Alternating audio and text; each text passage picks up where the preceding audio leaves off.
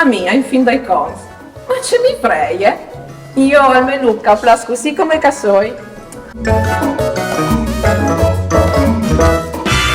Ma sì, non stim pensai, usnio, affinché per motivi più importanti, vere, quanto rivia del Tobi e il principe, o sei proprio contente di conoscerlo?